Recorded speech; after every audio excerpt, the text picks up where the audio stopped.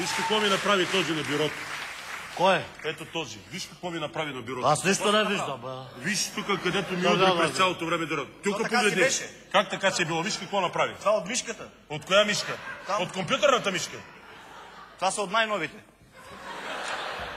Дето остават следили, бе. Да. Мишката ми е с забили, бе.